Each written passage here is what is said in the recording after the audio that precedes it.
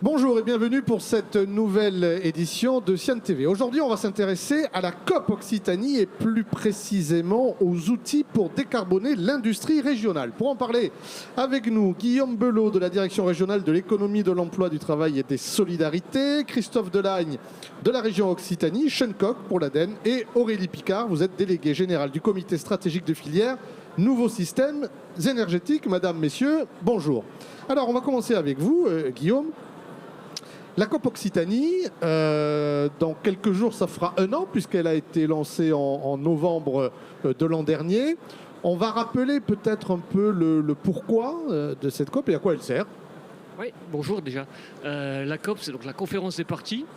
C'est un exercice de territorialisation en fait. L'objectif, c'est de décliner dans les différentes régions, et donc ici, notamment ici en Occitanie, les grands objectifs de la planification écologique de l'État, que sont la lutte contre le changement climatique, donc la réduction des émissions de gaz à effet de serre, la protection de la biodiversité et la gestion des ressources de tout type. Donc vous l'avez dit, ça a commencé il y a à peu près 1 an avec une grande réunion coprésidée par la présidente du conseil régional et le préfet de région ici à Toulouse en présence du ministre Béchu, donc le ministre de l'écologie de l'époque. Depuis, toutes les parties, finalement, l'intérêt de cette COP, c'est que ça a réuni toutes les parties prenantes, les associations, les collectivités locales, les entreprises, les fédérations professionnelles, les citoyens même. Donc tout ce monde s'est réuni pour travailler ensemble, pour diagnostiquer le territoire et pour proposer une feuille de route et un plan d'action détaillé qui vont être rendus publics à la fin du mois de novembre. Donc ça aura duré 1 an, cette phase d'élaboration. Avec des objectifs chiffrés qui vont tenir compte des spécificités du territoire. Alors, j'insiste, ça va être rendu public fin novembre, mais c'est pas du tout la fin. L'exercice, il est complètement en cours, il va durer plusieurs années, avec la phase de mise en œuvre qui va démarrer, et la phase de définition de nouvelles actions et d'approfondissement des actions qui sont déjà proposées. Alors, c'est vraiment quelque chose, j'insiste un peu là-dessus parce qu'on a tendance, et parfois à raison, de critiquer la centralisation. Donc effectivement, d'être dans les territoires, c'est super important parce qu'il y a aujourd'hui 16 COP qui ont été déployés à travers la France. Et puis, chaque territoire a ses spécificités. Et donc, c'est pour ça que c'est important d'être au plus près. Tout à fait. C'est pour ça qu'on a effectivement travaillé au sein d'un groupe de travail qui a réuni toutes les composantes, toutes les parties prenantes. Je le disais, sur l'industrie, on a tout le monde qui a travaillé avec nous. Je le détaillerai plus en détail si vous voulez un petit peu plus tard. Mais alors justement, aujourd'hui on est au Sian ici, le pourquoi de l'industrie, et il y a une raison bien précise. Ah oui, d'abord, je ne vais pas vous faire le chapitre de l'urgence climatique, tout le monde le connaît, on le voit encore en ce moment à Montpellier, il fait un temps terrible. L'urgence climatique, c'est évidemment tenir compte de tous nos engagements nationaux et internationaux, avec des grands objectifs sur la réduction des gaz à effet de serre et sur la réduction des gaz à effet de serre de l'industrie. Pourquoi en Occitanie c'est important aussi? C'est parce que même si on est on est quand même à 12% des émissions de la région qui sont d'origine industrielle. C'est un peu moins qu'au niveau national, mais c'est important. Et si on veut tenir l'objectif de diviser par 2 ces émissions au niveau régional, il faudra forcément adresser l'industrie. Autre sujet d'importance pour l'industrie, ça va être un facteur de compétitivité important aux entreprises. Compétitivité prix. La décarbonation, c'est pas que, mais c'est beaucoup de réduire les consommations d'énergie fossile, dont on a vu la volatilité des prix et l'importance que ça pouvait avoir sur la compétitivité des entreprises. C'est aussi un enjeu de souveraineté. Du fossile, on en a pas beaucoup en France. Et puis, c'est au-delà de cette compétitivité prix, c'est aussi la compétitivité hors prix. Demain, un grand donneur d'ordre, que ce soit dans l'aéronautique ici à Toulouse, que ce soit dans l'énergie, dans l'eau, dans je ne sais quel domaine, il va passer par des entreprises qui se seront décarbonées. Et c'est important, c'est même indispensable que toutes les entreprises du territoire se soient lancées dans cette démarche pour pouvoir accéder à ces marchés, parce que demain, sinon, la porte sera fermée. Dernier axe pour les entreprises, c'est aussi, et c'est un sujet sur lequel on met vraiment l'accent, c'est aussi un axe de marché possible pour les entreprises du territoire. On a en Occitanie des offres de solutions qui vont pouvoir bénéficier de cette décarbonation pour accéder à des nouveaux marchés. Donc en 2 mots, l'industrie Enfin, la décarbonation de l'industrie, c'est des émissions en moins, des solutions en plus. Ouais. Et alors justement, pour trouver ces solutions et pour arriver à décarboner l'industrie, on le sait, il ne faut pas être seul. Hein, on y arrive rarement tout seul. L'ADEME est depuis très longtemps toujours aux côtés des entreprises de l'industrie. Et ça, c'est un point fort sur lequel vous vouliez insister, Sean Cock, le rôle vraiment de l'ADEME auprès des entreprises. Oui, tout à fait. Donc l'ADEME, l'Agence de l'écologie, historiquement, on était quand même, à travers notamment le Fonds Chaleur sur la partie énergie, très orienté collectivité. Alors bien sûr, il y avait des accompagnements possibles pour les entreprises, mais il y a eu vraiment un point d'inflexion en 2020 avec le plan de relance et France 2030. Pour le dire un peu vulgairement, c'est des grosses enveloppes budgétaires qui sont posées sur la table et l'ADEME est délégataire de fonds pour l'État pour piloter des dispositifs de décarbonation. Et à partir de là, on a des appels à projets directement pour accompagner les industriels pour se décarboner. Donc, comme on le dit toujours, on n'est pas là pour financer la transition énergétique ou écologique des entreprises. Par contre, ça demande souvent des besoins en compétences, ça demande des besoins en formation, ça demande des besoins en investissement, des capex importants avec des temps de retour parfois qui peuvent être un peu longs. Donc le but des subventions étatiques, c'est notamment de débloquer et d'accélérer les projets de décarbonation. Alors l'important aussi de l'accompagnement de l'ADEME, c'est exactement ce que vous venez de dire, c'est-à-dire moi, chef d'entreprise, de TPE, ça va me coûter cher toute cette histoire, je vais perdre de l'argent. Et votre rôle à vous, c'est aussi de dire non, enfin, non, mais c'est un facteur de compétitivité justement de décarboner et de faire cet effort-là. Donc il y a un peu de psychologie aussi, il n'y a pas que des sous, quoi. Non, mais bien sûr, il faut vraiment le voir comme une opportunité. Pour donner un exemple concret, on a des entreprises qui ont engagé des projets de décarbonation dans les années 2015-2017, qui avaient des temps de retour assez longs, qui ont été mis en service autour de 2018-2019 et avec la crise de l'énergie à partir des années 2020, ont vu les temps de retour qui se sont effondrés et qui ont passé un hiver 2021 très tranquille par rapport à d'autres entreprises qui ont vu leur facture doubler, tripler. Donc le fait de déjà faire de l'efficacité énergétique, on baisse sa consommation d'énergie. Donc là, on voit directement un impact sur la facture. Et le fait de basculer ensuite sur des énergies renouvelables, on passe sur des énergies locales, donc complètement décorrélées du prix du contexte géopolitique. Pour donner un exemple, une chaudière biomasse, donc vous allez avoir bien sûr des intrants, mais vous allez avoir un prix beaucoup plus stable sur 10 ans, sur 20 ans. Du solaire thermique, c'est un temps de retour sur investissement. Dans 10 ans, dans 15 ans, vous allez payer le même prix pour le mégawattheure qui sort du solaire thermique. Donc c'est vraiment un facteur de stabilité, de compétitivité sur le long terme. Et je pense qu'aujourd'hui, il y a quelques années, on passait beaucoup de temps à sensibiliser les entreprises. Aujourd'hui, on l'a vu avec des exemples concrets, avec le prix des énergies qui peut augmenter très fortement. Oui. Même si le prix du gaz est un peu plus bas aujourd'hui, on n'est pas revenu à des niveaux avant crise. On reste vraiment sur une volatilité et un facteur important de travailler sur cette facture énergétique. Alors l'accompagnement, c'est important avec l'ADEME, c'est très important aussi avec la région Occitanie. Et alors, si on rentre dans le détail un peu des solutions, on peut y aller maintenant, effectivement.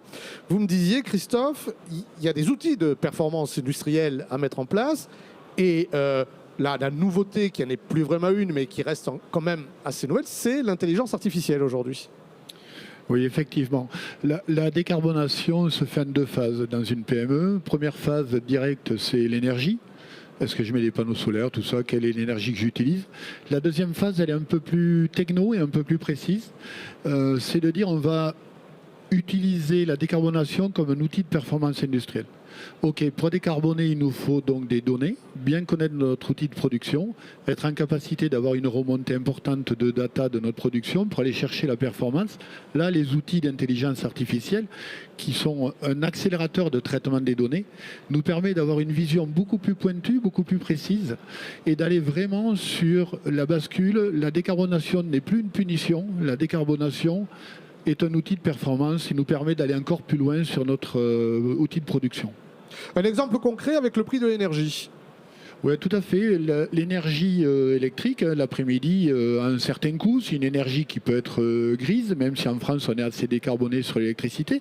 Mais une PME qui fait de l'usinage est fortement consommatrice d'énergie. Ouais. Et elle peut très bien, grâce à l'IA, identifier sa production. Si elle identifie, par exemple, 3 heures de production qui ne nécessitaient pas de présence humaine, ben, grâce à l'IA, elle va le décaler, par exemple, la nuit, entre 1h et 4h du matin, bénéficier d'une énergie verte donc elle décarbone. Elle est sur la performance industrielle parce que le coût de l'énergie est plus bas. Elle agrandit son champ d'utilisation de son moyen de production, donc l'amortissement. Donc c'est gagnant-gagnant. Bon, un exemple simple et concret. Aurélie, vous en avez plein d'exemples. Alors vous en avez tellement que vous faites carrément le Tour de France, quoi. Tout à fait. Alors ce Tour de France, il s'appelle je-décarbone.fr. Et alors qu'est-ce que vous expliquez à tous ces gens partout en France ? Bonjour, merci. Alors en fait, Je décarbone, c'est un grand carrefour entre les acteurs industriels qui cherchent à se décarboner et les offreurs de solutions technologiques, conseils et finances. Et donc ce qu'on explique aux industriels à travers notre Tour de France qui se prolonge avec une plateforme numérique je-décarbone.fr, c'est vraiment les astuces, les clés de lecture pour concevoir et accélérer son projet de décarbonation ou de réduction de factures d'électricité ou d'eau, le tout étant étroitement lié.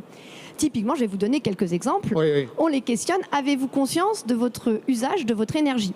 En moyenne, un industriel, 70% de son énergie, c'est pour faire de la chaleur. Et la chaleur, ça ne se fait pas forcément avec du gaz ou de l'électricité. Le soleil est une bonne source de chaleur, le sol est une bonne source de chaleur, et donc il est important de bien connaître son besoin, son usage de l'énergie, pour avoir des solutions adaptées. Également, on lui propose une quarantaine de gestes qui permettent sans investissement de diminuer tout de suite sa facture énergétique. Vérifier ses compresseurs, ses fuites, vérifier les variateurs de vitesse de ses moteurs qui permettent des réductions d'énergie significatives.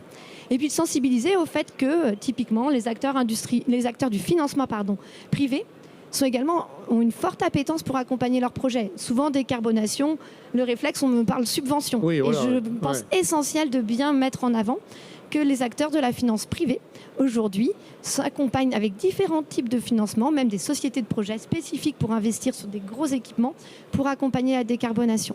Donc cette démarche, c'est une démarche partenariale. On la monte avec le soutien de l'ADEME, de l'État, avec les régions, et on est ravis que le Conseil régional Occitanie nous accueille le 4 décembre pour l'étape à Toulouse, avec la DRETS, avec également les CCI, les MEDEF, l'UIMM, les clubs TI, les pôles de compétitivité. Vous voyez, une démarche partenariale qui est vraiment au cœur pour que on accompagne bien l'industriel dans cette démarche qui est, comme vous l'avez dit, essentielle pour sa compétitivité. Parce que derrière, c'est vraiment ce qu'on voit. Et à travers notre journée, elle s'organise un peu comme notre site, avec des retours d'expérience qui sont extrêmement inspirants. Là, j'arrive de Nantes et de Nancy. Vraiment, c'est des rencontres qui rendent optimiste. De voir ces chefs d'entreprise qui, en enclenchant leur démarche de décarbonation, ont impulsé une vraie animation dans leur entreprise tournée vers l'avenir et qui a un retour sur investissement. Il y a vraiment des retours sur investissement immédiat. Par contre, il ne faut pas survendre. À partir du moment où on rentre sur la décarbonation de la chaleur, sur certaines températures, on arrive sur des investissements qui ont des retours beaucoup plus lointains, voire très difficiles et qui ont besoin d'être subventionnés.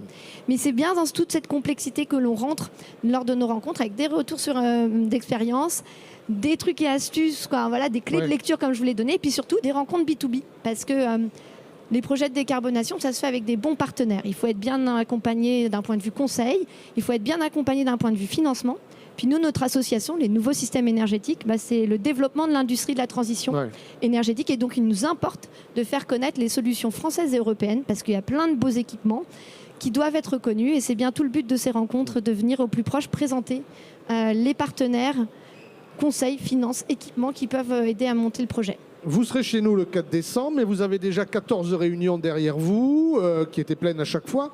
Alors, si elles étaient pleines, c'est que les gens sont venus, mais est-ce que vous avez maintenant, avec ce recul, est-ce qu'il y a encore des freins? Est-ce qu'il y a des choses qui sont ressorties particulièrement de ces 14 réunions ou vraiment des avancées où vous avez été surprise en disant « mais tout se passe très bien ». Qu'est-ce que vous en ressentez globalement ?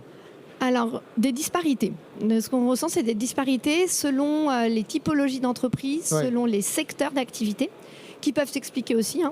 Des secteurs comme le luxe ont des marges qui permettent d'aller plus loin dans la décarbonation et d'aller sur des investissements qui ont des temps de retour sur investissement beaucoup plus longs. On a des secteurs comme l'agroalimentaire qui sont très dynamiques parce qu'on est sur des niveaux de température, de chaleur qui sont avec des solutions technologiques plus simples. Ce qu'il en ressort, c'est qu'il y a un vrai besoin de mettre en avant qu'il y a vraiment des gains qui sont accessibles immédiatement, d'où notre petite fiche sur notre site des 40 gestes que vous pouvez mettre en place tout de suite, qui sans aucun investissement, simplement en allant vérifier sur votre ligne des points sur les compresseurs, les fuites, vous permettent tout de suite de faire évoluer. J'ai un témoignage qui est sur notre site, pareil, de Stop que je trouve très intéressant. Stop, c'est les cocottes minutes. C'est une jeune femme qui explique comment en animant l'atelier, en changeant les heures d'ouverture d'allumage du four, elle a gagné 20%. Et ça, je pense que c'est vraiment ce qu'on voit dans les témoignages, c'est qu'en posant la question, on se rend compte qu'il y a des gains significatifs d'électricité, d'énergie, plus largement que l'électricité, d'énergie qui peuvent être faits. Donc c'est un vrai besoin de pédagogie pour bien différencier ce qui est tout de suite accessible de ce qui est plus complexe et qui pour autant a aussi du sens à être fait. Alors Guillaume, je reviens à vous pour boucler la boucle finalement. On l'a dit, novembre 2023, novembre 2024, la feuille de route va sortir, va être présentée là dans quelques semaines. Et donc vous le disiez, c'est le début. Ensuite, c'est quoi l'histoire ? La suite, c'est donc la mise en œuvre de ce... Alors, en réalité, elle a déjà un peu démarré, mais la suite, c'est la mise en œuvre concrète de ce plan d'action, donc qui tourne autour de 8 grands leviers, qui tournent autour des axes sur la décarbonation des sites les plus émetteurs au niveau régional, donc on a quelque chose comme 70. Ensuite, c'est évidemment le financement des projets, et l'accompagnement en général. Sean en a parlé, il n'y a pas que le financement, il y a tout l'accompagnement, les aides à la décision, les études, les formations qui sont essentielles. C'est la mobilisation de tout l'écosystème autour des petits porteurs. Ce n'est pas les petits porteurs, c'est les petits émetteurs. Et on a plusieurs milliers d'entreprises qui ne représentent finalement individuellement pas énormément, mais mise bout à bout, ça fait près de 20%. Oui, parce que 25% l'industrie en Occitanie, ce sont des petites TPE, PME. Je vous dis, on a 70% 70 entreprises qui représentent à peu près 75% des émissions. Ouais. Tous les 25 autres pourcents, c'est des milliers de sites industriels qu'il faut aller chercher un par un. Et donc, il faut mobiliser tout le monde autour de ça. Et le dernier axe, on en parlait, c'est la mise en visibilité de tous nos offreurs de solutions pour que chacun puisse en bénéficier. Ouais. Et donc l'idée, c'est de présenter ce plan d'action fin novembre. Je crois que c'est le 29 novembre, si je ne dis pas de bêtises. Et de démarrer tout ça et de continuer sur les 5 années qui viennent. Bon, alors les rendez-vous, c'est le 4 décembre avec vous, Aurélie, à l'hôtel de Région, c'est... Voilà, et... Oui, non, mais toi. Donc le 4 décembre à l'hôtel de Région et le 29 novembre, je n'ai pas encore le lieu, mais ce sera le 29 novembre pour la présentation de la feuille de route. De la feuille de route. Parfait, mesdames, messieurs, merci beaucoup.